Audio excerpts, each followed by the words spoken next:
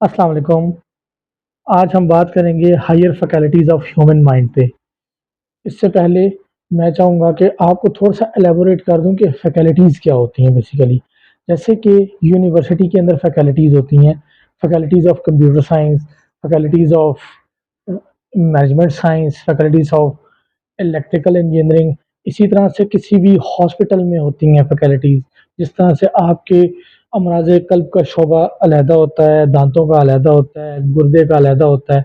ये सब चीज़ें क्या हैं कि एक बड़े सिस्टम को चलाने के लिए छोटे-छोटे सिस्टम्स बनाए जाते हैं।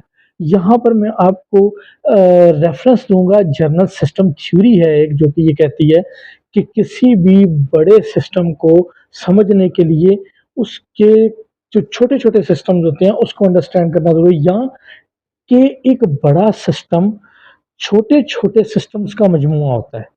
इसी तरह से अगर आप दीन इस्लाम को भी अगर देखें, तो उसके भी फैकल्टीज़ हैं, जिसमें आपके इबादात, उसके बाद आपका मुआशियात, मुआशरत, इस तरह से अलग-अलग चीज़ें। अगर आप अपनी पर्सनैलिटी पे काम करना चाहते हैं, तो ये पूरा एक 360 डिग्री जो है ना, इसको थोड़ा-थोड़ा लेकर चलना पड़ता है, ताकि एक बैलेंस्ड इम्प्रूवमेंट जो है वो सामने आ जाए। कभी-कभार ऐसा होता है कि चीज़ें हाइपो या हाइपर होती हैं। किसी एक एरिया पर काम बहुत ज़्यादा हुआ होता है, दूसरा एरिया इग्नोर हो जाता है, जिसकी वजह से पर्सनैलिटी में एक बैलेंस नहीं आता। तो चीज़ों को बैलेंस रखने के लिए उनको डिफरेंट पार्ट्स में डिवाइड किया जाता है और फिर उनको फर्दर लिंक करके एक पूरे सिस्टम को परवान चढ़ाया जाता है। इसी तरह से जो इंसानी ज़हन है, इसके एक शोबे हैं। अब ये तख्लीक अल्लाह रब्बुल इज़्ज़त की ज़ात की है। अब इसको कैटेगराइज़ किया गया सो दैट के वी कैन अंडरस्टैंड कि ये कैसे इंटरलिंक्ड हैं और इंटरचेंजेबली ये काम करते हैं, और इनका असर जो हमारे रोज़मर्रा की जजमेंट और डिसीजंस पर आता है, वो क्या होता है। तो मैं अभी एक पूरी एक लिस्ट है, ये टोटल बेसिकली 6 पार्ट्स हैं, जिसमें सबसे पहला पार्ट है, उसको कहते हैं रीज़न। रीज़न मतलब कि इंसान दलील तलाश करता है।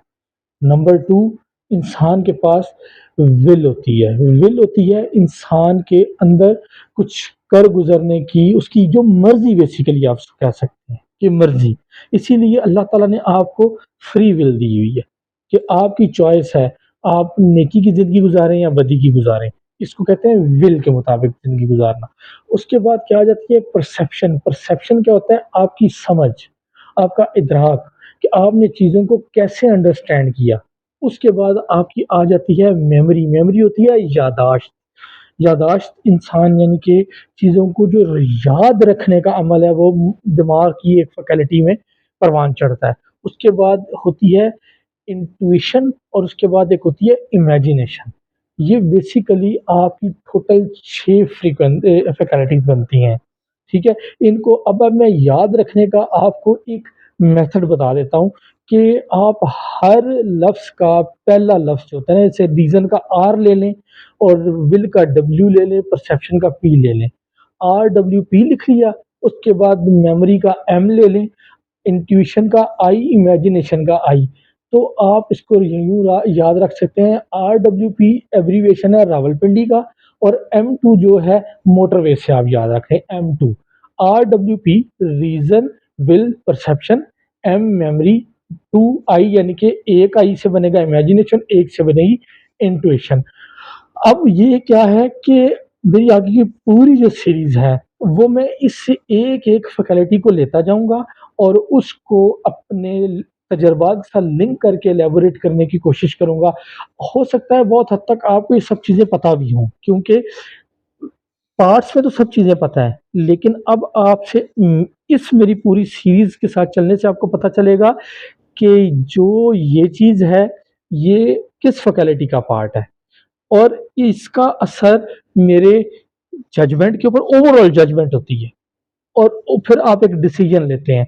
उनके ऊपर ये फ़र्क कैसे पड़ता है, क्योंकि ओवरऑल हमने बेसिकली अल्टीमेट रिज़ल्ट क्या लेना है कि हम अपने फैसलों को امپروو کر سکیں، ہمارے جو فیصلے ہیں وہ بالکل اس کے مطابق بنتے چلے جائیں جیسے اللہ تعالیٰ کی ذات اور نبی صلی اللہ علیہ وسلم کی تعلیمات اور قرآن پاک ہمیں کہہ رہا ہوتا ہے، کیونکہ یہ اللہ کا بنایا ہوا نظام ہے، ذہن اللہ کی تخلیق ہے، اور اللہ نے ہمیں کس لیے پیدا کیا؟ اپنی عبادت کے لیے پیدا کیا۔